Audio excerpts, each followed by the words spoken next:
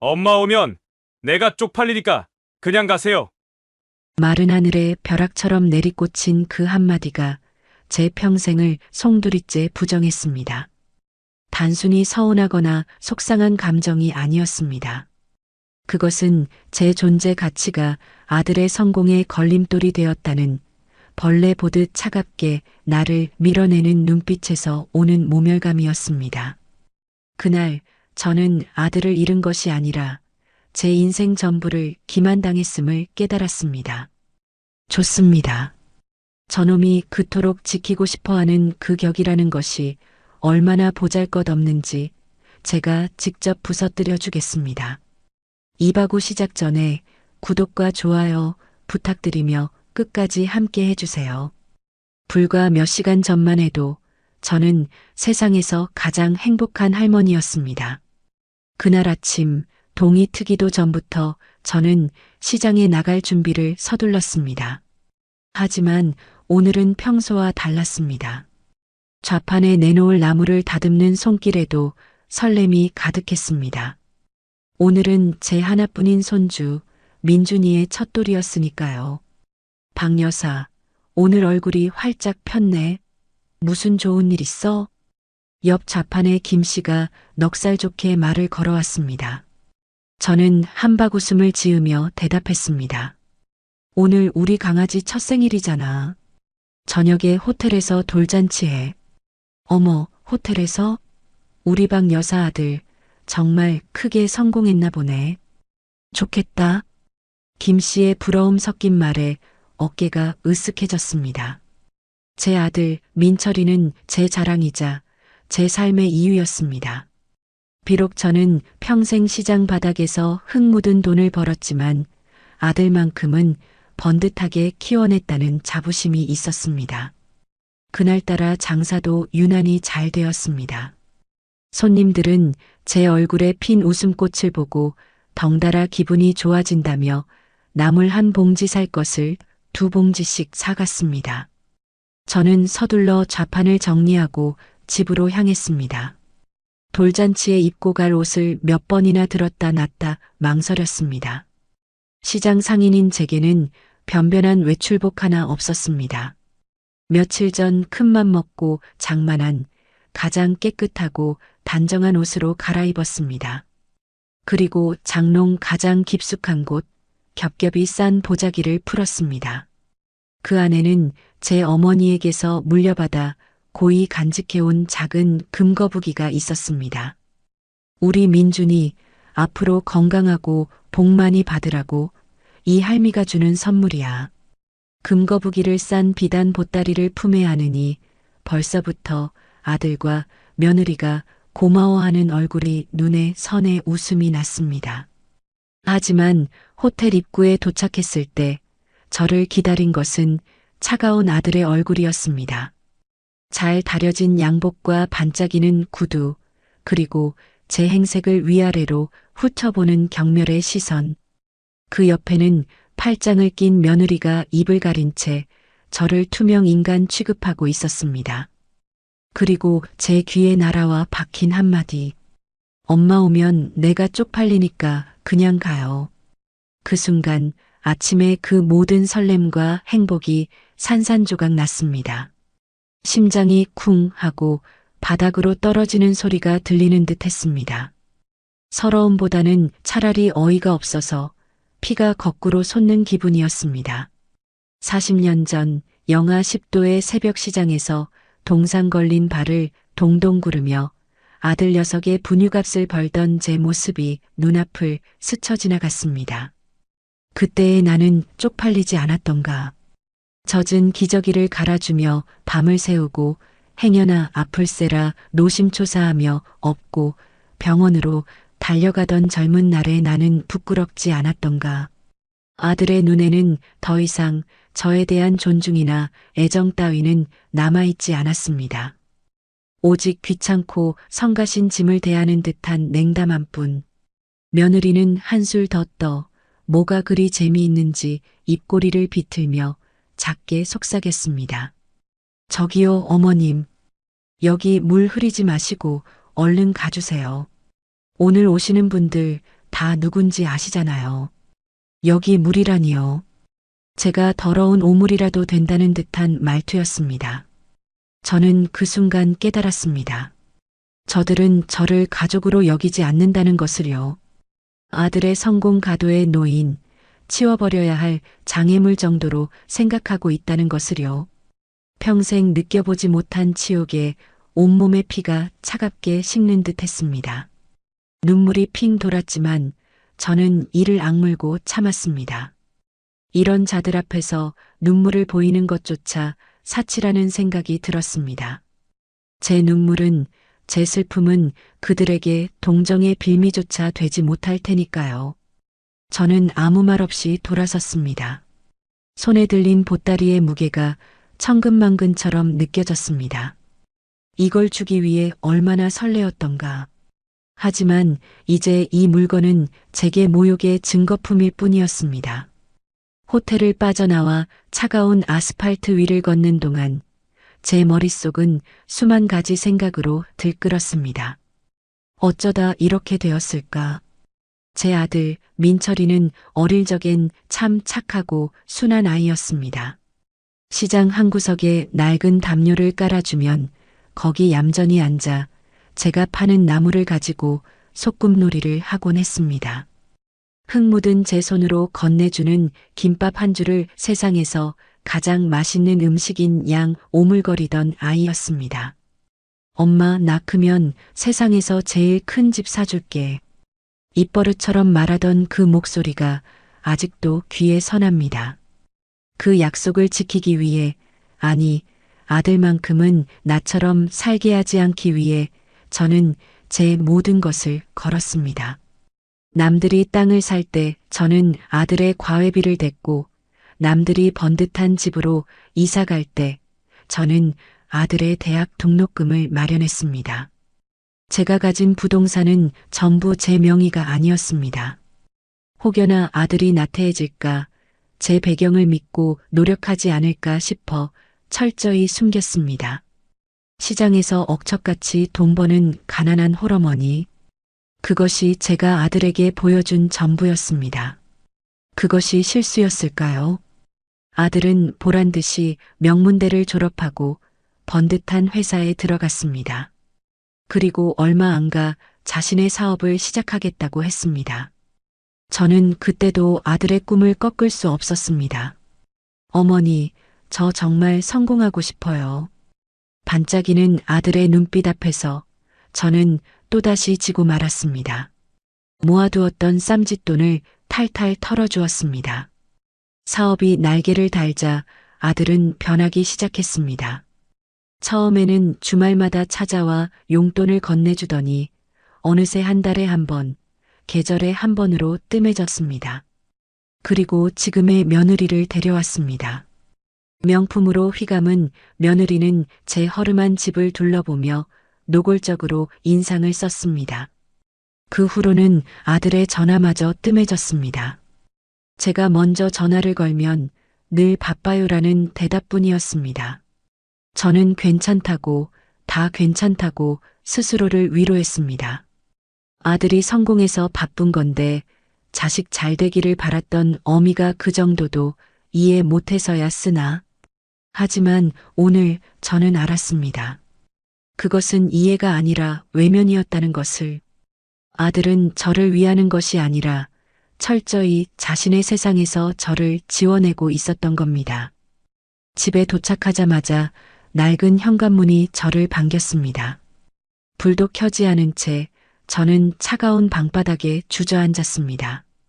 어둠 속에서 벽에 걸린 아들의 백일 사진이 희미하게 보였습니다. 포동포동한 갓난아이가 저를 보며 웃고 있었습니다. 저 아이가 어쩌다 저런 괴물이 되었을까? 내 잘못일까? 내가 너무 모든 것을 바쳤기 때문일까? 후회와 자책이 파도처럼 밀려왔습니다. 하지만 그것도 잠시, 돌잔치장에서 저를 보던 아들의 그 차가운 눈빛이 다시 떠올랐습니다. 모멸감. 그렇습니다. 지금 제 가슴을 채운 것은 슬픔이나 후회가 아니었습니다. 내 인생을 바친 대상에게서 받은 인간 이하의 취급에 대한 참을 수 없는 모멸감이었습니다. 자리에서 벌떡 일어났습니다. 더 이상 울고 있을 시간이 없었습니다. 그동안 아들을 위해 봉인해 두었던 제 진짜 모습을 꺼내야 할 때였습니다. 저는 장롱 깊숙한 곳에 숨겨두었던 작은 금고를 열었습니다. 그 안에는 수십 개의 등기권리증과 법인 서류들이 잠들어 있었습니다. 제 젊음과 맞바꾼 피와 땀의 결정체들이었습니다. 그중 하나를 꺼내 들었습니다. 아들의 회사가 입주한 강남의 번듯한 빌딩, 그 건물의 등기권리증이었습니다. 소유주 이름란에 박영숙 제 이름 석자가 선명하게 박혀 있었습니다. 그동안 저는 어머니라는 이름 뒤에 숨어 있었습니다. 하지만 이제 그 가면을 벗어던질 때가 왔습니다. 아들이 그토록 원했던 격이라는 것이 무엇인지, 돈의 힘이 얼마나 무서운 것인지 이제부터 제가 직접 가르쳐 주기로 했습니다. 내가 쌓아 올린 성공이 얼마나 허약한 모래성 위에 있었는지, 그 성을 지탱하던 기둥이 바로 내가 내친 이 어미였다는 사실을 뼈저리게 느끼게 해줄 것입니다. 차가운 분노가 제 머리를 맑게 했습니다. 눈물은 이미 오래전에 말라붙었습니다. 저는 전화기를 들었습니다. 수화기 너머로 익숙한 목소리가 들려왔습니다. 네, 김 변호사입니다. 저예요, 박영숙입니다. 그동안 맡겨두었던 것들, 이제 하나씩 정리해야겠습니다. 시작은 강남 빌딩부터 하지요. 내일 아침 제일 먼저 명도소송 준비부터 해주세요. 상대는 제 아들입니다. 제 목소리는 조금의 떨림도 없었습니다. 오늘 밤 제 가슴 속에서 아들은 죽었습니다. 이제 남은 것은 제 인생을 되찾기 위한 차가운 복수뿐이었습니다. 창밖은 여전히 어두웠지만 제 눈에는 앞으로 가야 할 길이 그 어느 때보다 선명하게 보였습니다. 밤새 한숨도 자지 못했습니다.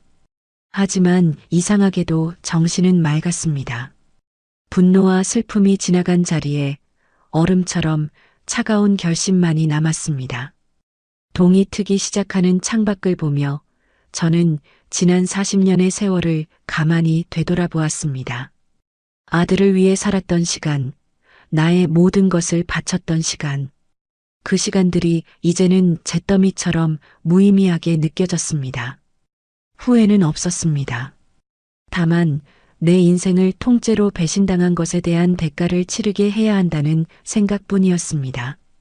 다음 날 아침 저는 평소와 같이 시장에 나가지 않았습니다. 대신 옷장에서 가장 값비싼 그러나 한 번도 입지 않았던 옷을 꺼내 입었습니다. 몇 년 전 김 변호사가 제게 선물한 맞춤 정장이었습니다. 회장님도 이제 격에 맞는 옷을 입으셔야 합니다. 라며 건넸을 때 저는 손사래를 치며 장롱에 넣어두기만 했습니다. 시장 상인인 내게 이런 옷은 가당치도 않다며. 하지만 오늘 저는 그 옷을 입었습니다. 박영숙이라는 이름 석자를 되찾기 위한 일종의 전투복이었습니다. 김 변호사의 사무실은 강남이 한눈에 내려다 보이는 초고층 빌딩 꼭대기에 있었습니다. 제가 소유한 여러 빌딩 중 하나였지만 저는 한 번도 이곳에 와본 적이 없었습니다. 김 변호사는 제 모습을 보고 잠시 놀란 듯 했지만 이내 침착하게 저를 안으로 안내했습니다. 회장님, 어쩐 일이십니까? 미리 연락이라도 주시지 그러셨습니까?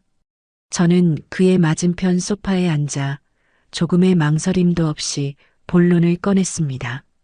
아들, 호적에서 팔 겁니다. 김 변호사의 눈이 커졌습니다.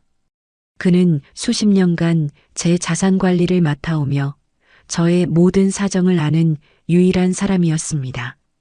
제가 얼마나 아들을 애지중지 키웠는지도 제 모든 부를 아들 모르게 숨겨온 이유도 그는 알고 있었습니다.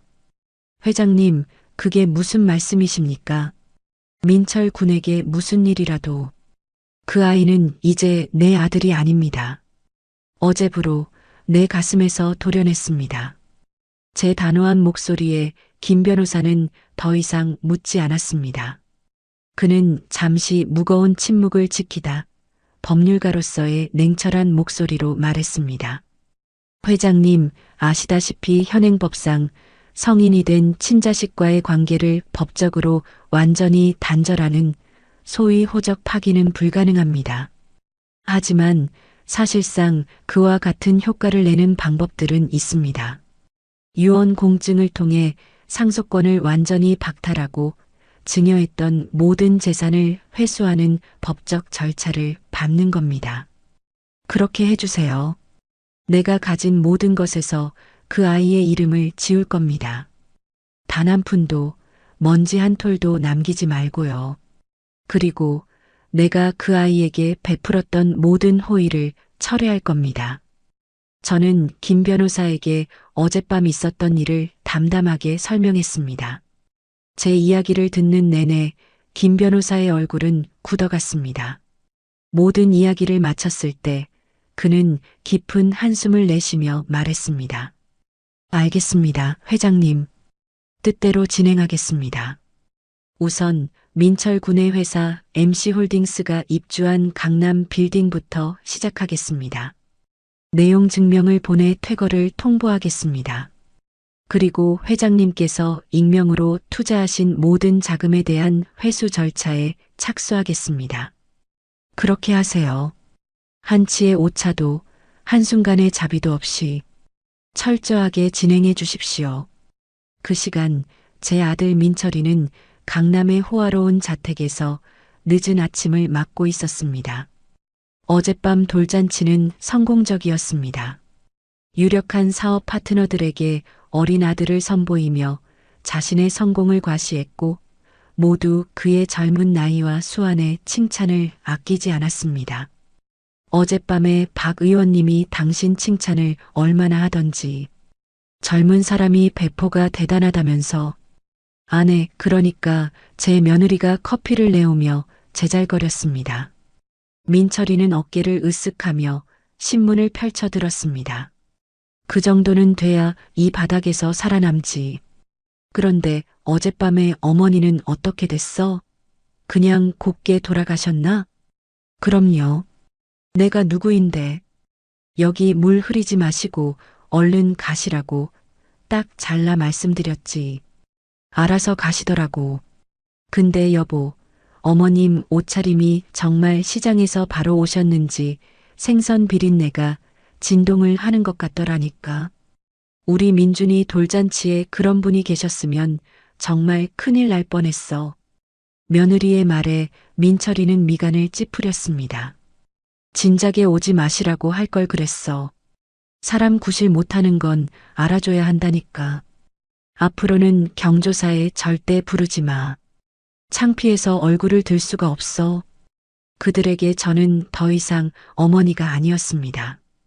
그저 자신들의 화려한 인생에 흠집을 낼 수 있는 창피하고 거추장스러운 존재일 뿐이었습니다. 제 부재를 걱정하거나 궁금해하는 기색은 어디에도 없었습니다. 아마 제가 사라져도 그들은 몇 날 며칠이 지나도록 모를 것입니다. 사무실을 나온 저는 곧장 은행으로 향했습니다. 그리고 수십 년간 거래해온 제 모든 계좌를 해지하고 현금과 자산을 다른 은행의 새로운 계좌로 이전했습니다. 혹시라도 아들이 제 자금 흐름을 추적할 수 있는 아주 작은 단서라도 남기고 싶지 않았습니다. 그리고 제가 살던 낡은 집과 시장의 좌판을 처분하기 위해 부동산에 들렀습니다. 제 과거가 아들과의 연결고리가 담긴 모든 흔적을 지워버릴 작정이었습니다. 집으로 돌아와 짐을 정리하기 시작했습니다. 벽에 걸린 아들의 사진들, 앨범 속의 성장 과정, 아들이 어릴 적 제게 써주었던 삐뚤빼뚤한 편지들, 그것들을 하나씩 쓰레기 봉투에 담으며 제 가슴 한구석이 시큰거리는 것을 느꼈습니다. 하지만 눈물은 나지 않았습니다. 이미 제 눈물샘은 어젯밤에 모두 말라붙어 버렸습니다. 이것은 슬픔이 아니었습니다. 썩은 부위를 도려내는 외과 수술과 같은 차갑고 기계적인 과정일 뿐이었습니다. 마지막으로 아들의 베넷 저고리가 담긴 작은 오동나무 상자를 꺼냈습니다. 그것만은 차마 버릴 수가 없어 한참을 만지작거렸습니다. 하지만 이내 마음을 굳혔습니다. 이것마저 남겨둔다면 저는 영원히 과거에 얽매이게 될 것입니다. 상자를 쓰레기 봉투 가장 깊숙한 곳에 밀어 넣었습니다. 그 순간 제 마음속에서 마지막 남은 미련의 끈이 툭 하고 끊어지는 소리가 났습니다. 모든 것을 정리하고 나니 텅 빈 집에는 저 혼자 덩그러니 남았습니다. 하지만 외롭지 않았습니다. 오히려 홀가분했습니다. 수십 년간 저를 짓누르던 어머니라는 멍에를 벗어던진 기분이었습니다. 저녁이 되었을 때 김 변호사에게서 전화가 왔습니다. 회장님 요청하신 대로 MC홀딩스에 보낼 내용 증명 작성을 마쳤습니다. 그리고 민철 군의 모든 신용카드 및 대출에 대한 회장님의 보증을 철회하는 절차도 시작했습니다. 아마 다음 주부터 민철 군의 자금 흐름에 문제가 생기기 시작할 겁니다. 지금 최종 확인 후 바로 발송할까요? 수화기 너머로 김 변호사의 나직한 목소리가 들려왔습니다. 저는 창밖에 어두워진 도시를 가만히 내려다보았습니다. 수많은 불빛들 속에서 제 아들 역시 아무것도 모른 채 웃고 있을 것입니다. 그 웃음이 언제까지 갈 수 있을지 저는 조용히 지켜볼 것입니다. 저는 나직하지만 단호한 목소리로 대답했습니다. 네. 지금 바로 보내세요. 그로부터 며칠 후 아들 민철이의 회사 MC홀딩스는 그 어느 때보다 활기가 넘쳤습니다. 대표이사실에 앉아 통유리 밖으로 보이는 강남의 전경을 내려다보는 것은 민철이가 가장 좋아하는 일이었습니다. 모든 것을 발 아래 둔 듯한 세상을 정복한 것 같은 기분이 들었기 때문입니다. 마침 중요한 해외 계약을 성사시킨 참이라 그의 기분은 최고조에 달해 있었습니다. 김 비서, 방금 들어온 계약건 관련해서 바로 보도자료 배포 준비해요. 그리고 오늘 저녁 임원들 전부 모아서 파티합시다. 장소는 최고급으로 잡아. 네, 대표님. 알겠습니다. 민철이는 만족스러운 미소를 지으며 의자에 깊숙이 몸을 기댔습니다. 성공이란 이토록 달콤한 것이었습니다. 자신의 능력으로 이 모든 것을 이뤘다는 자부심에 취해 있었습니다. 어머니 생각은 까맣게 잊은 지 오래였습니다. 돌잔치 날 이후로 전화 한 통 없었지만 그는 전혀 개의치 않았습니다. 을에 며칠 토라져 있다가 우리 아들 밥은 먹었니 하며 먼저 연락해 올 것이라 믿어 의심치 않았기 때문입니다. 그때 비서가 조심스럽게 대표이사실 문을 노크했습니다. 대표님, 등기 우편이 하나 도착했습니다. 대표님께서 직접 수령하셔야 한다고 해서요. 등기? 어디서 온 건데? 발신인이 법무법인 정도라고 되어 있습니다. 민철이는 미간을 찌푸렸습니다. 법무법인이라니 지피는 구석이 없었습니다. 그는 대수롭지 않게 봉투를 건네받아 뜯었습니다. 그 안에는 내용 증명이라는 붉은 글씨가 선명한 서류 한 장이 들어 있었습니다. 부동산 임대차 계약 해지 및 퇴거 통보. 그의 표정이 굳어졌습니다. 현재 자신의 회사가 입주한 이 건물의 임대차 계약을 해지하니 다음 달까지 사무실을 비우라는 내용이었습니다. 이게 무슨 말도 안 되는 소리야? 민철이는 헛웃음을 터뜨렸습니다.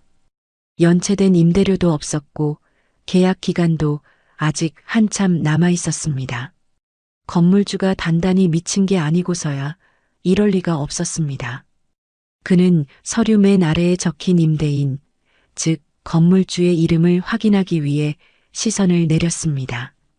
그리고 그 이름을 본 순간 그의 눈은 제자리를 찾지 못하고 미친 듯이 흔들리기 시작했습니다. 임대인 박영숙. 제 이름 석자가 한치의 오차도 없이 선명하게 박혀 있었습니다. 동명이인일 것이라 생각하려 해도 주소지가 자신의 옛날 집 주소와 정확히 일치했습니다. 민철이는 손에 든 서류가 폭탄이라도 되는 것처럼 온몸이 굳어버리는 것을 느꼈습니다. 어머니가 이 빌딩의 건물주라고? 말도 안 돼. 평생 시장 바닥에서 나물 팔던 우리 엄마가? 그의 머릿속은 혼란으로 가득 찼습니다. 믿을 수가 없었습니다. 하지만 법무법인의 직인이 찍힌 서류는 이것이 장난이 아님을 증명하고 있었습니다. 그는 곧바로 전화기를 들어 제게 전화를 걸었습니다. 하지만 수화기에서는 차가운 기계음만이 흘러나왔습니다. 고객의 요청으로 당분간 착신이 정지되어 있습니다. 민철이는 신경질적으로 전화를 끊어버렸습니다. 분노가 치밀어 올랐습니다. 감히 어머니가 자기 아들 사업장에 이런 짓을 벌인단 말인가. 돌잔치날 조금 섭섭하게 했다고 이런 유치한 복수국을 꾸민 것인가. 그는 이 모든 상황을 어머니의 치졸한 관심 끌기 정도로 판단했습니다. 저는 그 시각 김 변호사와 함께 새로운 거처에 있었습니다. 한강이 내려다 보이는 조용하고 전망 좋은 오피스텔이었습니다. 제가 평생 살아온 낡고 허름한 집과는 모든 것이 달랐습니다. 집 안에는 최소한의 가구만이 놓여 있었고 그 덕에 공간은 더욱 넓고 차갑게 느껴졌습니다. 회장님, 앞으로는 이곳에서 지내시지요. 과거의 흔적이 남은 곳은 심신에 좋지 않습니다. 김 변호사가 따뜻한 차를 건네며 말했습니다. 저는 말없이 차를 한 모금 마셨습니다. 혀끝에 맴도는 쌉쌀한 향이 제 정신을 더욱 또렷하게 만들었습니다. 내용 증명은 잘 도착했겠지요. 네, 아마 지금쯤이면 민철 군이 받았을 겁니다. 곧 전화가 빗발치기 시작하겠군요. 그의 말대로였습니다. 제 휴대전화는 꺼져 있었지만 김 변호사의 전화는 쉴 새 없이 울려대기 시작했습니다. 발신인은 모두 민철이었습니다. 김 변호사는 제게 어떻게 할 것인지 눈짓으로 물었습니다. 저는 고개를 가로저었습니다. 받지 마세요. 제 풀에 지쳐 떨어져 나가게 둬야 합니다. 지금 전화를 받아주면 그 아이는 제가 여전히 자기 손바닥 위에 있다고 착각할 겁니다. 알겠습니다. 그럼 다음 단계는 계획대로 진행할까요? MC홀딩스의 2대 주주로서 임시 주주총회 소집을 요구하는 건입니다. 네. 그 아이가 저지른 가장 큰 실수는 나를 단순히 돈 없는 늙은 어미로만 생각했다는 겁니다. 자신이 누리는 모든 것들이 어디서부터 왔는지 이제부터 하나씩 알게 될 겁니다. 제 목소리에는 감정이 실려 있지 않았습니다. 저는 더 이상 아들의 행동에 상처받거나 분노하지 않았습니다. 그저 제 계획이 차질 없이 진행되는 것을 지켜보는 냉정한 관찰자가 되었을 뿐입니다. 한편 어머니에게 연락이 닿지 않자 민철이의 분노는 극에 달했습니다. 그는 곧장 아내에게 전화를 걸어 자초지종을 설명했습니다. 뭐라고? 어머님이 이 건물주라고? 그게 말이 돼? 나도 믿기지 않아. 근데 사실이야. 법무법인 통해서 내용 증명까지 보냈어. 당장 방 빼라고. 어머 세상에. 그 양반이 노망이 드셨나? 아니면 어디서 사기라도 당하신 거 아니야? 며느리는 호들갑을 떨며 소리쳤습니다. 그녀 역시 이 상황을 심각하게 받아들이지 않았습니다. 그저 돈 몇 푼 숨겨둔 늙은 시어머니가 벌이는 어설픈 반항 정도로 여겼습니다. 여보, 걱정 마. 어머니가 돈 몇 푼 있다고 유세 떠시는 거잖아. 당신이 가서 싹싹 빌고 용돈이나 두둑이 쥐어드리면 금방 풀리실걸? 아니면 그냥 무시해. 어차피 아들인데 정말 내쫓기라도 하시겠어? 아내의 말에 민철이는 자존심이 상했습니다. 내가 왜 빌어? 잘못한 건 어머니인데. 그는 이 상황을 자신의 힘으로 해결할 수 있다고 굳게 믿었습니다. 됐어. 그런다고 해결될 일이 아니야. 고작 건물 하나 가졌다고 아들 사업을 망치려 들어? 내가 그렇게 만만해 보여? 좋아. 이참에 본사를 더 크고 좋은 곳으로 옮겨버리면 그만이야. 어머니가 얼마나 대단한 부자인지는 모르겠지만 나도 이제 이 바닥에서 무시 못할 사람이라고. 보란 듯이 더 성공해서 어머니가 오늘을 후회하게 만들어주겠어. 그는 비서를 호출했습니다. 김 비서, 지금 당장 강남 일대에서 우리 회사 규모에 맞는 새 사옥 자리를 알아봐. 지금 있는 곳보다 2배는 더 큰 곳으로. 어머니께 보여드려야지. 내가 당신 아들이지만 이제 당신 도움 따위는 필요 없는 사람이라는 걸. 김 비서는 당황한 표정을 지었지만 감히 대표의 말에 토를 달 수는 없었습니다. 민철이는 자신이 아주 현명한 결정을 내렸다고 생각하며 만족스러운 표정을 지었습니다. 그는 아직 몰랐습니다. 자신이 딛고 선 땅이 꺼지기 시작했다는 것을. 자신의 성공 신화가 사실은 어머니라는 거대한 뿌리 위에 서 있었다는 것을. 그리고 그 뿌리가 스스로를 뽑아내기 시작했다는 사실을 말입니다. 그날 밤 저는 새로 옮긴 집에서 처음으로 편안하게 잠이 들었습니다. 창밖으로는 저무는 강남의 화려한 야경이 펼쳐져 있었습니다. 그 불빛의 한가운데서 제 아들은 헛된 오만함에 사로잡혀 있겠지요. 저는 조용히 눈을 감았습니다. 이제 시작일 뿐이었습니다. 진짜 지옥은 아직 문도 열리지 않았으니까요. 아들이 사옥 이전을 위해 분주하게 움직인다는 소식은 김 변호사를 통해 실시간으로 제게 보고되었습니다. 저는 그저 말없이 듣고만 있었습니다. 제 아들 민철이는 아마 생각하고 있겠지요. 건물 하나 뺏는다고 해서 자신이 무너지지 않을 거라고, 더 보란 듯이 성공해서 나를 후회하게 만들 거라고. 어리석은 아이. 자신이 지금껏 얼마나 거대한 온실 속에서 안락하게 자라왔는지 그는 전혀 모르고 있었습니다.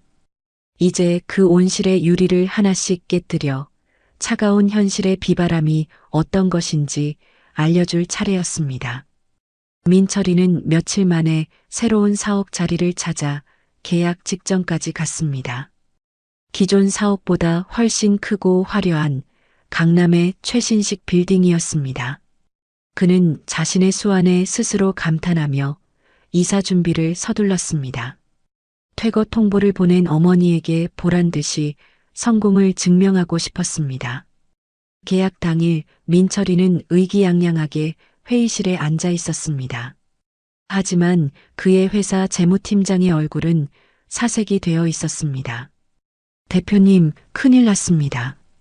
무슨 일이야? 계약금 준비 다 됐다고 했잖아. 그게 갑자기 주거래 은행에서 대출금 일부를 즉시 상환하라는 통보가 왔습니다. 대표님 개인 보증에 문제가 생겼다면서요. 그리고 우리 회사에 가장 큰 금액을 투자한 유니콘 인베스트먼트에서 투자금 전액을 회수하겠다는 연락이 왔습니다. 당장 오늘까지요. 민철이의 얼굴에서 웃음기가 사라졌습니다. 유니콘 인베스트먼트는 그의 회사가 막 시작할 때 아무도 거들떠보지 않을 때 거액을 투자해준 그에게는 은인과도 같은 투자사였습니다. 그 투자금 덕분에 회사를 이만큼 키울 수 있었습니다. 그런데 이제 와서 갑자기 투자금을 회수하겠다니. 말도 안 돼. 이유가 뭐야? 우리가 지금 얼마나 잘 나가고 있는데. 당장 전화 연결해. 민철이가 소리쳤지만 재무팀장은 고개를 저었습니다. 연락이 닿지 않습니다. 이메일로 일방적인 통보만 왔습니다. 대표님, 지금 당장 투자금을 돌려주지 못하면 우리 회사는 내일 당장 부도 처리될 수 있습니다. 그 순간 민철이의 머릿속이 하얗게 비는 것 같았습니다. 사옥 이전은커녕 회사의 존폐가 걸린 문제였습니다. 그는 다른 투자사들과 은행에 닥치는 대로 전화를 걸어 자금 융통을 시도했지만 반응은 냉담했습니다. 갑자기 왜 그러시냐, 검토해보겠다는 의례적인 대답뿐 선뜻 돈을 내어주겠다는 곳은 아무 데도 없었습니다. 불과 며칠 전까지만 해도 자신에게 온갖 아부를 떨던 사람들이었습니다. 그것이 바로 제가 수십 년간 쌓아올린 신용의 힘이었습니다. 금융권에서 박영숙 회장이라는 제 이름은 보이지 않는 보증 수표와도 같았습니다. 제가 아들 몰래 그의 뒤를 봐주고 있다는 사실을 아는 몇몇 은행장과 투자사 대표들은 제 아들이라는 이유 하나만으로 그에게 기꺼이 돈을 빌려주었습니다. 하지만 제가 그 보증을 거두는 순간 제 아들 민철이는 한낱 신용불량자나 다름없는 처지가 되는 것이었습니다.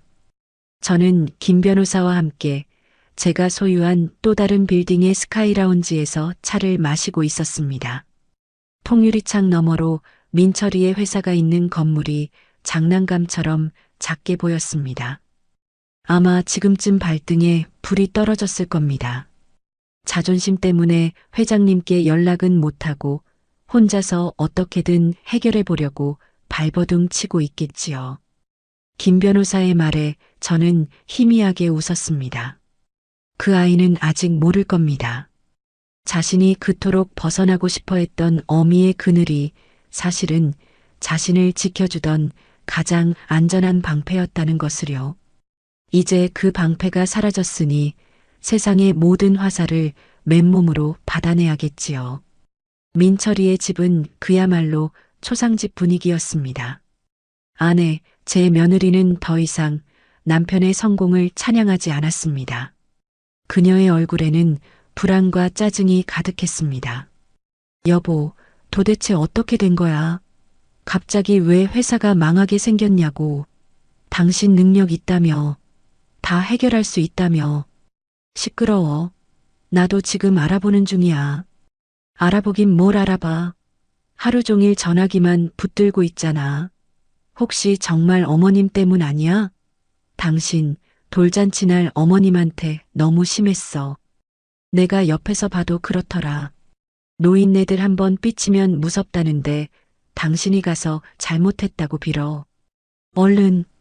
불과 며칠 전만 해도 저를 물 흐리는 존재라며 경멸하던 며느리였습니다. 하지만 회사가 망해 자신의 화려한 삶이 끝날지도 모른다는 공포 앞에서 그녀의 태도는 180도 바뀌었습니다. 돈 앞에서 인간의 존엄과 체면이 얼마나 쉽게 무너지는지를 보여주는 적나라한 모습이었습니다. 민철이는 자존심 때문에 차마 제게 연락할 수가 없었습니다. 그는 끝까지 자신의 힘으로 이 위기를 해결할 수 있다고 믿었습니다. 그는 밤늦도록 여러 사람을 만나며 돈을 구하러 다녔습니다. 하지만 세상은 냉정했습니다. 돈과 성공이라는 달콤한 열매가 사라지자 그 주위에 모여들었던 하이에나들은 썰물처럼 빠져나갔습니다. 그날 밤 저는 김 변호사에게 한 가지를 더 지시했습니다. 김 변호사, 유니콘 인베스트먼트 대표에게 전해주세요. 내일 아침 MC홀딩스에 직접 방문해서 투자금 회수 절차를 밟으라고. 그리고 제 대리인 자격으로 간다는 말을 꼭 덧붙이세요. 알겠습니다, 회장님. 아마 민철 군에게는 결정타가 될 겁니다. 다음 날 아침 초췌한 모습으로 밤을 새운 민철이는 마지막 희망을 걸고 있었습니다. 유니콘 인베스트먼트의 결정이 단순한 해프닝이기를 어떻게든 설득할 수 있을 것이라 믿었습니다. 그때 비서가 다급하게 뛰어들어왔습니다. 대표님, 유니콘 인베스트먼트 대표님이 직접 오셨습니다. 민철이는 자리에서 벌떡 일어났습니다. 드디어 대화할 기회가 생겼다고 생각했습니다. 그는 황급히 회의실로 달려갔습니다. 그곳에는 중년의 신사가 서류 가방을 든 채 그를 기다리고 있었습니다. 대표님, 이게 도대체 어떻게 된 일입니까? 아무런 예고도 없이 갑자기 투자금을 회수하시겠다니요. 저희가 뭘 잘못했습니까? 민철이가 다급하게 물었지만 유니콘의 대표는 감정 없는 목소리로 대답했습니다. 저희는 투자자의 결정에 따라 움직일 뿐입니다. 민 대표님 회사의 최대 지분을 가진 진짜 주인 말입니다. 진짜 주인이요? 그게 무슨 말씀이십니까? 최대 주주는 바로 저. 민철이는 말을 잇지 못했습니다. 그의 회사는 여러 투자자에게서 투자를 받았지만 그 중에서도 유니콘 인베스트먼트는 익명의 투자자 한 명의 자금으로만 운용되는 곳이었습니다. 그 익명의 투자자가 바로 회사의 실질적인 주인이었습니다. 유니콘 대표는 가방에서 서류 하나를 꺼내 민철이 앞에 내밀었습니다. 위임장이었습니다. 그리고 그 위임장 맨 아래 위임인의 이름 칸에 적힌 이름 박영숙. 위임장을 확인한 순간 민철이의 세상은 무너져 내렸습니다. 자신의 성공 신화가 그가 그토록 벗어나고 싶어 했던 어머니의 손바닥 위에서 펼쳐진 한낱 인형극에 불과했다는 진실. 그 진실의 무게는 너무나도 무거워 그를 바닥에 완전히 주저앉게 만들었습니다.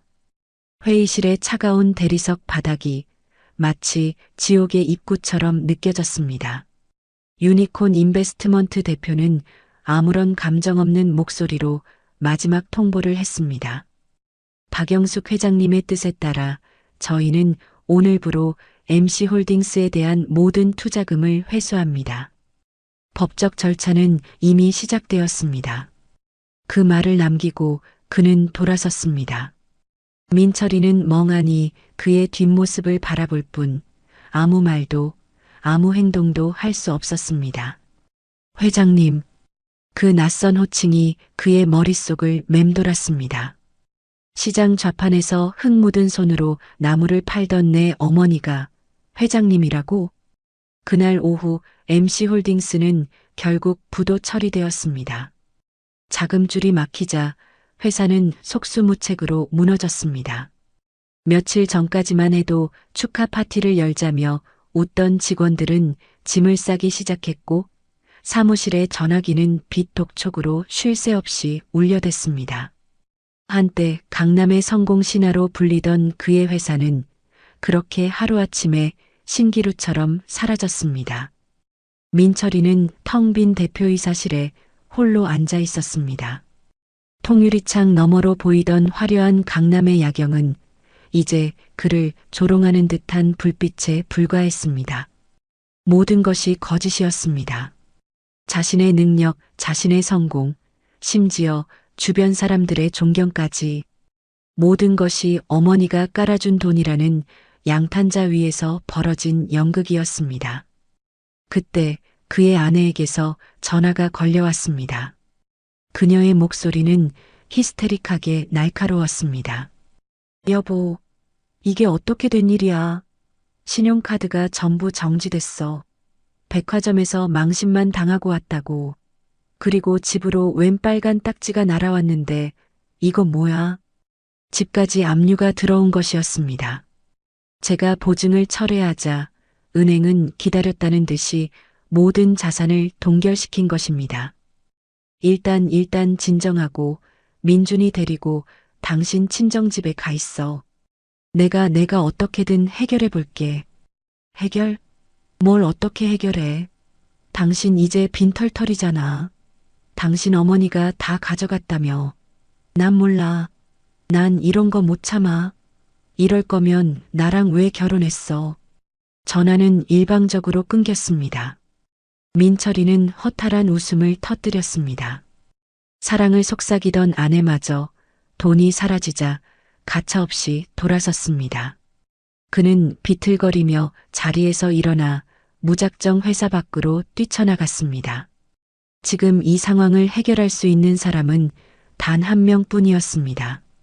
어머니. 그는 가장 먼저 제가 살던 낡은 집으로 달려갔습니다. 그곳에 가면 어머니가 있을 것이라 생각했습니다. 평소처럼 아무 일 없었다는 듯이 자신을 맞아줄 것이라 믿었습니다. 하지만 그를 맞이한 것은 굳게 닫힌 대문과 매매 완료라는 팻말뿐이었습니다. 아저씨, 여기 살던 할머니 어디로 가셨는지 아세요? 그는 근처 슈퍼마켓에 들어가 다급하게 물었습니다. 슈퍼 주인은 그를 위아래로 훑어보더니 퉁명스럽게 대답했습니다. 박 여사, 그 양반 며칠 전에 이사 갔어. 짐 싹 빼고 아주 깨끗하게 떠났다고. 어디로 가는지는 말 안 해주고. 근데 당신은 누구요? 박 여사한테 돈이라도 빌렸나? 빚받으러 온 사람이 한둘이 아니던데. 민철이는 아무 대답도 하지 못했습니다. 다음으로 그가 향한 곳은 제가 평생 일했던 시장이었습니다. 혹시나 하는 마음에 그곳에 가면 저를 만날 수 있을지도 모른다고 생각했습니다. 비린내와 시끌벅적한 소음이 가득한 시장. 그가 그토록 벗어나고 싶어 했던 공간이었습니다. 하지만 제가 늘 있던 좌판에는 낯선 아주머니가 앉아 과일을 팔고 있었습니다. 저 혹시 여기 계시던 박영숙 할머니 어디 가셨는지 아세요? 박 여사, 그 사람 여기 뜬 지 꽤 됐는데. 좌판도 나한테 넘기고 아주 연기처럼 사라졌어. 듣자 하니 아들내미가 크게 성공해서 이제 고생 그만하고 아들 집에 들어가서 호강하며 산다던데. 자네는 누군데 박 여사를 찾아? 옆에서 듣고 있던 다른 상인이 끼어들었습니다. 어이구, 쯧쯧. 저 사람이 그 호강시켜준다는 아들놈 아니야? 텔레비전에도 나왔잖아. 성공했다고. 근데 꼴이 왜 저래? 아주 거지가 따로 없구먼. 주변 상인들의 비웃음과 수군거림이 비수처럼 날아와 박혔습니다. 그는 얼굴이 화끈거려 견딜 수가 없었습니다.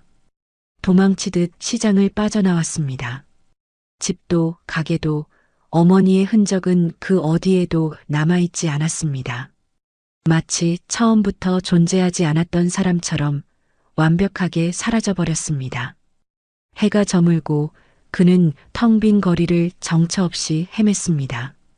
화려했던 양복은 구겨지고 반짝이던 구두는 흙먼지로 뒤덮였습니다. 주머니에는 동전 몇 개가 전부였습니다. 불과 며칠 전 세상을 다 가진 듯 의기양양했던 그의 모습은 온데간데 없었습니다. 그는 공원 벤치에 주저앉아 텅 빈 눈으로 하늘을 바라보았습니다. 이제야 깨달았습니다. 어머니는 단순히 화가 난 것이 아니라는 것을. 이것은 유치한 복수극이나 관심 끌기가 아니었습니다. 자신이라는 존재를 어머니의 인생에서 완전히 지워버리려는 철저하고 무서운 계획이었습니다. 어머니 잘못했어요. 제가 다 잘못했어요. 그는 어린아이처럼 소리내어 울기 시작했습니다. 하지만 그의 울음소리를 들어주는 사람은 아무도 없었습니다. 차가운 도시의 소음 속에서 그의 후회는 공허한 메아리가 되어 흩어질 뿐이었습니다. 저는 그 시각 김 변호사의 집무실에서 보고를 받고 있었습니다. 민철 군은 현재 행방이 묘연합니다. 집과 회사는 모두 압류되었고 아내와도 연락이 끊긴 것 같습니다. 아마 갈 곳이 없어 거리를 헤매고 있을 겁니다. 저는 말없이 고개를 끄덕였습니다. 창밖으로 보이는 도시의 야경이 유난히 차갑게 느껴졌습니다. 제 아들이 저 불빛 아래 어딘가에서 절망에 빠져 울고 있을 것입니다. 가슴 한구석이 아릿했지만 저는 표정을 바꾸지 않았습니다. 이것은 그 아이가 스스로 선택한 길이었습니다. 자신이 저지른 오만과 배신에 대한 대가를 치러야만 했습니다. 김 변호사, 내일 아침 제 이름으로 기부재단 설립을 발표해 주세요. 규모는 제가 가진 전 재산의 절반으로 하지요. 그리고 나머지 절반으로는 새로운 사업을 시작할 겁니다. 온전히 박영숙이라는 이름으로요. 알겠습니다, 회장님. 그렇게 준비하겠습니다. 저는 자리에서 일어났습니다. 이제 과거와의 연결고리는 모두 끊어졌습니다. 슬픔과 분노의 시간도 지났습니다. 이제부터는 오롯이 저 자신을 위한 삶을 살아갈 것입니다.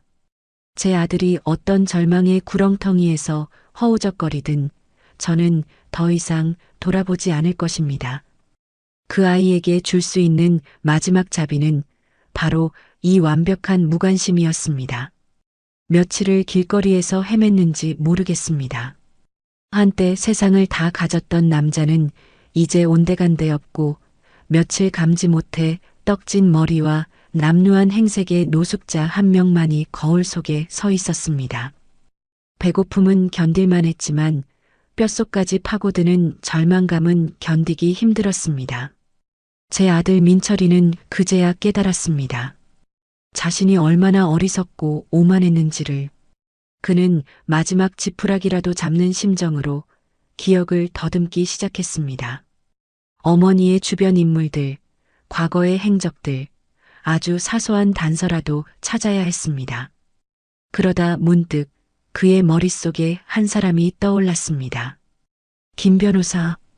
어릴 적 집에 가끔 찾아와 어머니와 심각한 표정으로 서류를 주고받던 아저씨. 그는 김 변호사를 단순한 법률 자문가 정도로만 생각했었습니다. 그리고 그의 회사를 무너뜨린 내용 증명을 보낸 법무법인 정도의 대표 변호사. 모든 퍼즐 조각이 하나로 맞춰지는 순간이었습니다. 민철이는 마지막 남은 동전을 털어 공중전화로 향했습니다. 그리고 인터넷에서 찾아낸 법무법인 정도의 번호를 눌렀습니다. 여보세요. 법무법인 정도입니다. 저 김정우 변호사님 좀 뵙고 싶습니다. 박영숙 회장님 아들입니다. 회장님이라는 호칭을 제 입으로 말하는 것이 칼로 혀를 베는 것처럼 고통스러웠지만 지금은 자존심을 따질 때가 아니었습니다. 수화기 너머의 직원은 잠시 당황한 듯 했지만 이내 곧 연결해주겠다는 대답이 돌아왔습니다. 약속 장소는 법무법인 사무실 근처의 한적한 카페였습니다. 얼마 후 말끔한 정장 차림의 김 변호사가 카페 안으로 들어왔습니다. 그는 민철이의 초라한 행색을 보고도 조금도 놀라지 않았습니다. 그저 맞은편에 조용히 앉아 모든 것을 알고 있다는 듯한 침착한 눈으로 그를 바라볼 뿐이었습니다. 무슨 일로 보자고 하셨습니까? 어머니 어디 계십니까? 제발 한 번만 만나게 해주세요. 제가 다 잘못했습니다. 민철이는 다짜고짜 무릎이라도 꿇을 기세였습니다. 하지만 김 변호사는 차갑게 그를 제지했습니다. 회장님께서는 지금 아무도 만나고 싶어 하지 않으십니다. 특히 민철 씨는요. 변호사님, 당신은 다 알고 있었잖아요. 우리 어머니가 어떤 분인지. 왜 저한테 아무 말도 안 해주셨습니까? 그의 원망 섞인 절규에 김 변호사는 처음으로 표정의 변화를 보였습니다. 그것은 연민도 동정도 아닌 깊은 실망감이었습니다. 말을 안 한 게 아닙니다. 회장님께서 당신이 스스로 깨닫기를 바라셨던 겁니다. 당신이 그분의 아들이라면 언젠가는 어머니의 진심을 알아줄 것이라 믿으셨던 겁니다. 하지만 당신은 끝까지 어머니를 시장 바닥의 가난한 늙은이로만 취급했지요. 당신의 성공에 걸림돌이 되는 부끄러운 존재로만 여겼습니다. 김 변호사는 가방에서 낡은 서류철 하나를 꺼내 테이블 위에 올려놓았습니다. 이것은 지난 30년간 회장님께서 당신을 위해 무엇을 하셨는지에 대한 기록입니다. 민철이는 떨리는 손으로 서류철을 열었습니다. 그 안에는 그의 인생 전체가 담겨 있었습니다. 그가 다녔던 유치원부터 대학교까지의 모든 등록금 납입 증명서, 그가 살았던 집들의 등기부 등본, 그가 창업할 때 받았던 투자금의 출처, 심지어 그가 아내에게 선물했던 고가의 보석 영수증까지. 모든 자금의 출처는 단 한 곳, 박영숙이라는 이름으로 귀결되었습니다. 그는 어릴 적 가난한 형편에도 불구하고 최고의 사립초등학교에 입학할 수 있었던 것을 이상하게 생각했었습니다. 어머니는 그저 운이 좋았다고만 했습니다. 대학교 시절 친구들이 아르바이트에 허덕일 때 자신은 학업에만 전념할 수 있었습니다. 어머니는 그저 시장 상인들끼리 만든 장학금을 받았다고 둘러댔습니다. 사업이 위기에 처했을 때마다 귀신같이 투자자들이 나타나 도움을 주었습니다. 그는 그것이 자신의 능력과 운 때문이라고 믿었습니다. 모든 것이 거짓이었습니다. 그의 인생에는 단 한 번도 운이나 유행이 없었습니다. 오직 어머니의 철저하고 계획된 지원만이 있었을 뿐입니다. 그가 당연하게 누려왔던 모든 것들이 사실은 어머니의 피와 땀으로 이루어진 것이었습니다. 회장님께서는 당신이 태어나던 해부터 부동산에 눈을 뜨셨습니다. 당신에게만큼은 가난을 물려주지 않겠다는 일념 하나로 닥치는 대로 일하고 닥치는 대로 땅을 사모으셨습니다. 낮에는 시장에서 나무를 팔고 밤에는 건설 현장에서 자벽부로 일하셨습니다. 그렇게 번 돈으로 잠실에 작은 땅을 사셨고 그 땅이 지금의 회장님을 만든 초석이 되었습니다. 하지만 그분은 단 한 번도 자신의 부를 드러내지 않으셨습니다. 혹여나 당신이 나태해질까, 돈의 무서움을 모르고 잘할까 봐서요. 김 변호사의 목소리는 담담했지만 그 내용은 민철이의 심장을 갈기갈기 찢어놓기에 충분했습니다. 그는 자신이 얼마나 끔찍한 죄를 저질렀는지 이제야 깨달았습니다. 그는 어머니의 사랑을 배신한 것이 아니었습니다. 그는 어머니의 인생 전체를 짓밟고 모욕한 것이었습니다. 회장님은 지금 어디 계십니까? 민철이는 거의 울부짖듯 물었습니다. 김 변호사는 잠시 창밖을 바라보다 나직하게 입을 열었습니다. 며칠 전 회장님께서는 전 재산의 절반을 사회에 환원하여 기부재단을 설립하셨습니다. 평생 고생만 한 불우한 홀어머니와 그 자녀들을 돕기 위한 재단입니다. 그리고 남은 재산으로는 새로운 사업을 시작하셨습니다. 온전히 당신의 이름으로, 당신의 힘으로요. 김 변호사는 명함 한 장을 테이블 위에 올려놓았습니다. 그곳에는 YS홀딩스 대표이사 박영숙이라는 글자와 함께 낯선 주소가 적혀 있었습니다.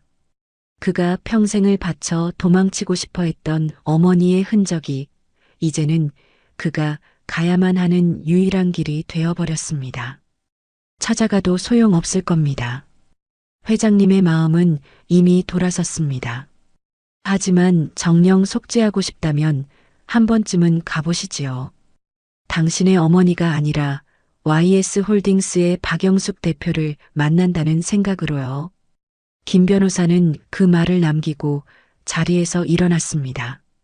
카페에 홀로 남은 민철이는 손에 든 서류철과 명함을 번갈아 보며 오열했습니다. 자신의 오만함이, 자신의 어리석음이 어머니에게 얼마나 깊은 상처를 주었는지, 그리고 자신이 얼마나 보잘것없는 존재였는지를 처절하게 깨달았습니다. 그는 비틀거리며 카페를 나섰습니다. 주머니 속에 꼬깃꼬깃한 1,000원짜리 몇 장. 이것이 지금 그의 전 재산이었습니다.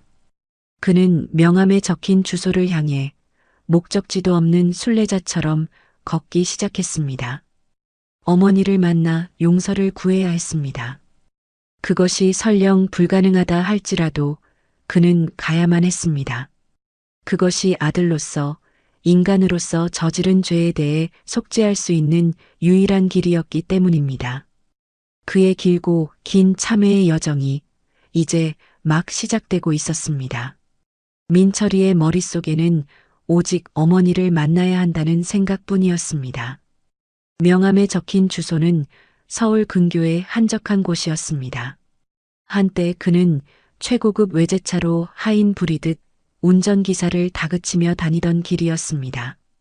하지만 지금 그는 달아빠진 구두를 신은 채 자신의 두 다리로 그 길을 걷고 있었습니다. 발바닥은 물집이 터져 피가 맺혔고 허기는 극에 달했지만 그는 멈출 수 없었습니다. 육체의 고통은 그가 어머니에게 안겨준 마음의 고통에 비하면 아무것도 아니었기 때문입니다. 그의 걸음은 속죄의 순례길과도 같았습니다. 한 걸음 한 걸음 내디딜 때마다 어머니를 향한 그의 죄가 발바닥의 통증처럼 선명하게 느껴졌습니다. 돌잔치 날 어머니를 내쫓던 자신의 오만한 얼굴이 아스팔트의 아지랑이처럼 피어올랐다 사라지곤 했습니다. 마침내 그는 명함에 적힌 주소지에 도착했습니다. 그리고 그의 눈앞에 나타난 것은 상상조차 해본 적 없는 거대한 성체와도 같은 저택이었습니다.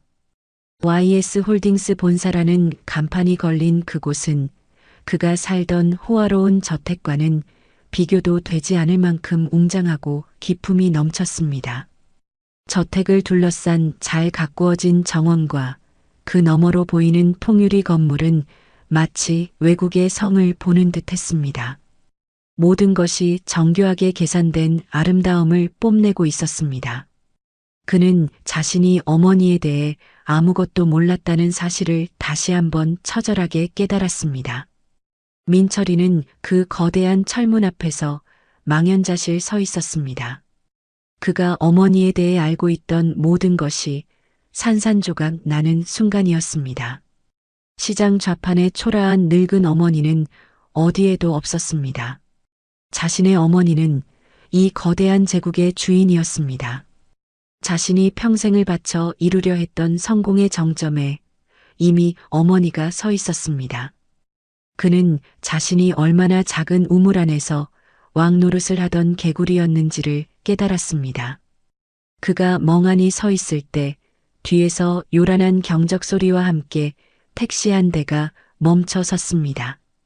그리고 그 택시에서 내린 사람은 뜻밖에도 그의 아내였습니다. 며칠 사이 그녀 역시 수척해진 모습이었지만 여전히 명품 옷을 걸치고 있었습니다.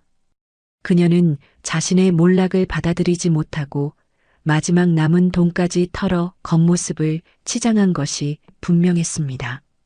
그녀는 민철이를 발견하고는 마치 구세주라도 만난 듯 달려왔습니다. 여보, 당신 여기 있었구나. 내가 얼마나 찾았다고. 시어머니께서 여기 계신다는 소문 듣고 나도 한 걸음에 달려왔어. 그녀는 민철이의 팔을 붙들고 저택의 철문을 가리키며 말했습니다. 그녀의 눈은 탐욕으로 번들거렸습니다. 세상에 어머님이 이렇게 대단한 분이셨을 줄이야. 여보, 우리 이제 살았어. 당신이 가서 싹싹 빌면 어머님도 마음 약해지실 거야. 여자들은, 특히 늙은 여자들은 자식 이기는 부모 없거든. 어서 가자, 응? 가서 잘못했다고, 다시는 안 그러겠다고 빌자. 내가 옆에서 눈물 연기 좀 하면 금방 넘어오실 거야. 민철이는 아내의 손을 뿌리쳤습니다. 그녀의 입에서 나오는 말 한마디 한마디가 역겨웠습니다. 진심 어린 후회나 반성은 찾아볼 수 없었습니다. 오직 이 상황을 벗어나 예전의 호화로운 삶으로 돌아가고 싶다는 욕망만이 번들거리고 있었습니다. 당신은 여기 왜 왔어? 왜 오긴? 당연히 어머님께 용서를 빌러왔지. 내가 당신 옆에서 같이 빌어줄게. 내가 싹싹하게 굴면 어머님도 금방 용서해 주실 거야. 내가 며느리잖아. 그리고 우리 민준이 하나뿐인 손주를 봐서라도 우리를 내치시진 못할 거야. 그녀는 마치 모든 것이 잘 해결될 것이라는 듯 천연덕스럽게 말했습니다. 민철이는 그런 아내의 모습에 구역질이 났습니다. 그는 깨달았습니다. 자신 역시 얼마 전까지만 해도 저런 모습이었다는 것을, 돈과 성공에 눈이 멀어 가장 소중한 것을 헌신짝처럼 버렸다는 것을. 그때 저택의 무거운 철문이 소리 없이 열렸습니다. 그리고 그 안에서 김 변호사가 걸어 나왔습니다. 그는 민철이와 그의 아내를 번갈아 보더니 아무런 감정 없는 목소리로 말했습니다. 회장님께서는 두 분을 만나실 생각이 없으십니다. 돌아가 주십시오. 그 말에 며느리가 먼저 무릎을 꿇었습니다. 그녀는 미리 준비라도 한 듯 눈물을 쏟아내며 애원하기 시작했습니다. 변호사님, 제발 저희 한 번만 살려주세요. 어머님께 전해주세요. 제가 다 잘못했어요. 제가 철이 없어서 어머님 마음을 아프게 해드렸어요. 다시는 안 그럴게요. 평생 어머님 발 닦개가 되어서라도 모실게요. 제발 용서해달라고 전해주세요. 제가 죽을 죄를 지었습니다. 어머님. 그녀의 연기는 너무나도 실감나서 모르는 사람이 본다면 정말로 깊이 뉘우치는 며느리라 착각할 정도였습니다. 하지만 김 변호사의 표정은 조금도 변하지 않았습니다.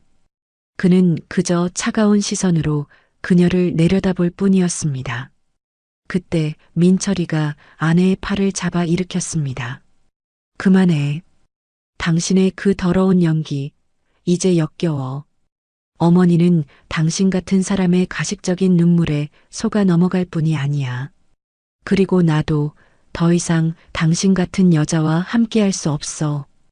그는 아내의 손을 거칠게 뿌리치고 김 변호사를 지나쳐 열린 철문 안으로 걸어 들어갔습니다. 누구의 제지도 없었습니다.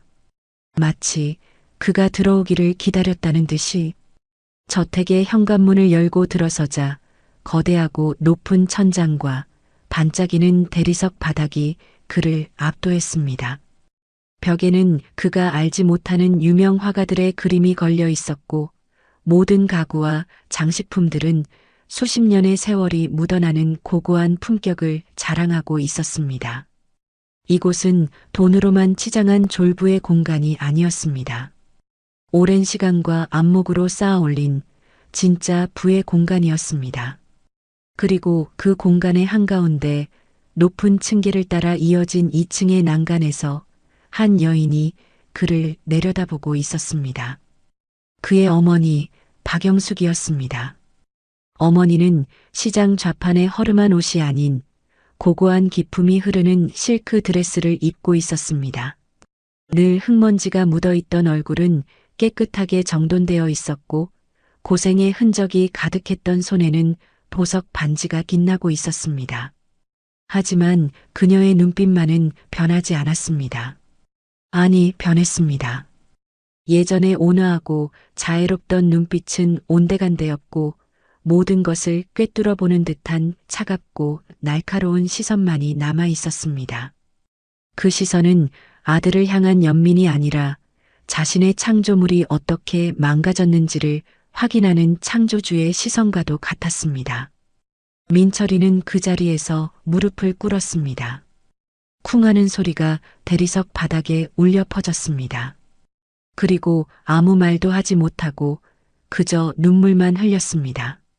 수만 가지 말이 머릿속을 맴돌았지만 그 어떤 말도 그의 죄를 씻을 수 없다는 것을 알았기 때문입니다. 잘못했습니다라는 말조차 너무나 가볍고 위선적으로 느껴졌습니다. 그는 그저 아이처럼 소리 없이 눈물만 뚝뚝 흘렸습니다. 지난날의 오만함, 어머니를 향한 경멸, 성공에 대한 헛된 자부심, 그 모든 것이 뜨거운 눈물이 되어 흘러내렸습니다. 아들의 울음소리가 텅 빈 저택 안을 공허하게 채웠습니다. 얼마나 시간이 흘렀을까. 난간 위에서 아들을 내려다보던 저는 나직하지만 힘있는 목소리로 입을 열었습니다. 내가 흘리는 눈물이 잃어버린 돈 때문이냐, 아니면 내가 버린 어미 때문이냐. 제 목소리는 메아리가 되어 텅 빈 저택을 울렸습니다. 저는 2층 난간에서 대리석 바닥에 무릎 꿇고 있는 제 아들을, 아니 저 남자를 가만히 내려다보았습니다. 제 질문은 제 손으로 저지른 이 비극의 마지막 확인 작업과도 같았습니다. 과연 이 모든 복수가 의미가 있었는지를 가늠하는 저 자신을 향한 질문이기도 했습니다. 저 아이는 한참 동안 고개를 들지 못했습니다. 저 초라하고 남루한 모습이 한때는 제 세상의 전부였던 아들이라는 사실이 믿기지 않았습니다.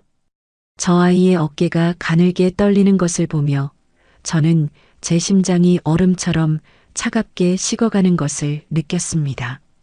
얼마나 지났을까요? 마침내 저 아이가 천천히 고개를 들었습니다. 퉁퉁 부어 짓무른 눈이었지만 그 눈빛은 이전과 달랐습니다. 돈을 잃은 자의 절망이나 분노가 아니었습니다. 더 깊고 처절한, 마치 자신의 영혼 가장 밑바닥을 들여다본 사람 같은 그런 눈빛이었습니다. 저 눈빛을 보는 순간 저는 알았습니다. 저 아이가 이제야 모든 것을 깨달았다는 것을. 저 아이는 저를, 자신의 창조주의자 파괴자인 저를 올려다보며 갈라지는 목소리로 입을 열었습니다. 처음에는 잃어버린 돈 때문이었습니다. 제가 쌓아 올린 모든 것이 무너진 것에 대한 절망감이었습니다. 하지만 길거리를 헤매고 모든 사람에게 외면당하고 변호사님을 통해 어머니의 진짜 삶을 알게 된 지금 저는 압니다. 제가 흘리는 이 눈물은 제가 버린 어미 때문입니다. 제가 잃어버린 것은 돈이 아니라 세상에서 유일하게 저를 사랑해 주었던 당신이었습니다. 어머니. 저는 어머니를 잃었습니다. 저 목소리, 힘없이 갈라지고 있었지만 그 안에는 어떤 거짓도 꾸밈도 느껴지지 않았습니다. 만약 돌잔치 날 저 아이가 이런 목소리, 이런 눈빛으로 제게 단 한마디라도 했다면 이 모든 비극은 시작되지 않았을지도 모릅니다. 하지만 때는 이미 너무 늦어버렸습니다. 저 진심 어린 고백이 오히려 제 마음을 더욱 차갑게 만들었습니다. 저 아이의 깨달음이 제 복수의 정당성을 증명하는 마지막 증거가 되어버렸기 때문입니다. 저는 천천히 한 걸음 한 걸음 계단을 내려갔습니다. 또각, 또각. 제 구두 소리가 저택 안에 울려 퍼질 때마다 저 아이는 움찔거리며 몸을 떨었습니다. 저는 무릎 꿇고 있는 저 아이의 바로 앞에 섰습니다. 그리고 그 흔들리는 눈동자를 똑바로 바라보며 제 안에 남은 마지막 연민까지 끌어모아 독을 만들었습니다. 그 독을 가장 잔인한 말에 담아 뱉어냈습니다. 이제 와서 그딴 말을 한들 무슨 소용이 있겠느냐. 내가 나를 버린 그 순간 나도 너를 버렸다. 내 실력이 대단해서 성공한 줄 알았지? 천만에. 내 실력은 내 돈이었다. 제 목소리를 듣는 저 아이의 얼굴이 하얗게 질려갔습니다. 마지막 남은 희망의 끈이라도 잡으려 했던 그 눈빛이 산산조각 나는 것을 똑똑히 보았습니다. 저는 멈추지 않았습니다. 이왕 시작한 복수, 어설픈 동정으로 끝낼 수는 없었습니다. 너는 나를 부끄러워했지만 나는 단 한순간도 너를 부끄러워한 적이 없었다. 내가 내 아들이라는 사실만으로도 나는 행복했다. 하지만 너는 그 아들이기를 포기했다. 그러니 나도 이제 내 어미이기를 포기하겠다. 너는 이제 내 아들이 아니다. 내가 지금 느끼는 그 고통, 그 절망, 평생 안고 살아가거라. 그것이 내가 너에게 주는 마지막 유산이다. 말을 마친 저는 미련 없이 돌아섰습니다. 등 뒤에서 저 아이가 절규하는 소리가 들렸습니다. 어머니, 잘못했어요. 제가 정말 잘못했어요. 제발, 제발 한 번만 용서해 주세요. 어머니. 그 처절한 울음소리가 제 심장을 핥히는 듯 했지만 저는 걸음을 멈추지 않았습니다. 지금 제가 무너지면 이 모든 복수는 실패로 돌아갑니다. 저 아이는 다시 예전의 오만한 괴물로 돌아갈 것입니다. 문이 열리고 김 변호사가 경비원들과 함께 들어오는 것이 보였습니다. 그는 제게 말없이 고개를 끄덕였습니다. 이제 모든 것이 끝난다는 신호였습니다. 나가주시지요. 회장님의 뜻입니다. 저는 저 아이가 경비원들에게 힘없이 끌려나가는 모습을 차마 끝까지 보지 못하고 2층에 제 서재로 올라왔습니다. 창밖으로 저택의 거대한 철문이 닫히는 것이 보였습니다. 철문에 매달려 절규하는 저 아이의 모습, 그리고 그런 저 아이를 저주하며 돌아서는 며느리의 모습까지. 저는 그 모든 광경을 감정 없는 눈으로 그저 지켜보았습니다. 모든 것이 끝났습니다. 얼마 후 김 변호사가 서재로 들어왔습니다.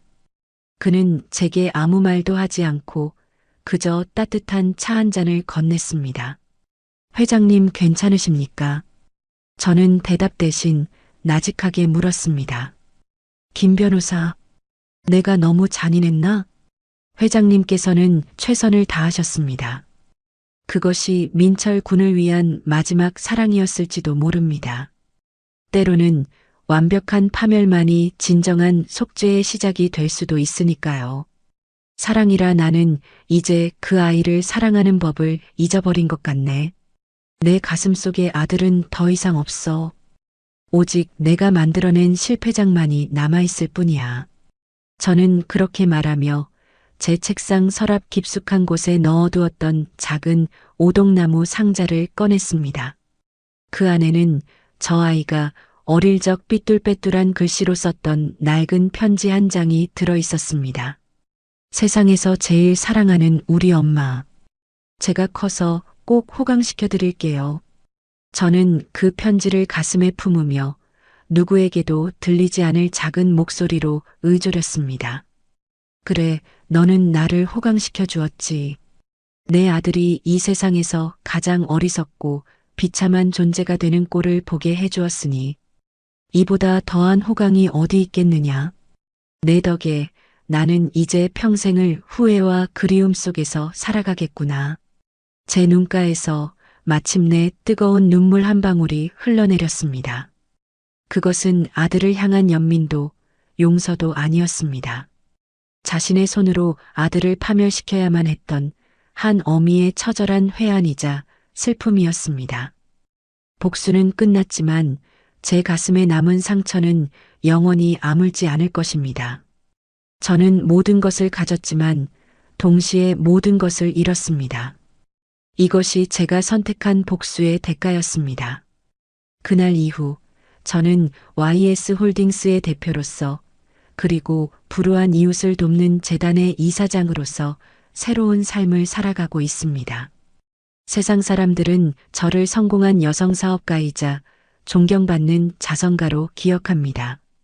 그들은 제국의 여왕이라 불리는 저의 냉철한 판단력과 흔들림 없는 카리스마를 칭송합니다.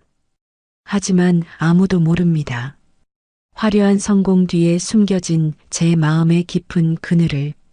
매일 밤 잠자리에 들 때마다 아들의 마지막 울음소리가 환청처럼 들려오는 것을 가끔, 아주 가끔 저는 창밖을 내다보며 생각합니다. 지금쯤 내 아들은 어디서 무엇을 하고 있을까? 밥은 굶지 않는지, 잠은 제대로 자는지. 하지만 저는 결코 그 아이를 찾지 않을 겁니다. 이것이 제가 그 아이에게 그리고 저 자신에게 내리는 마지막 형벌이니까요. 그날 찢어진 제 마음은 다시는 붙지 않을 것입니다. 남겨진 국화 한 송이처럼 제 마음도 그렇게 시들어가고 있습니다. 여러분이라면 어떻게 하셨을까요? 제 선택이 정말 옳았던 걸까요? 오늘의 이바구는 여기까지입니다. 이 모든 비극은 자식의 용서받을 수 없는 배신에서 시작되었습니다.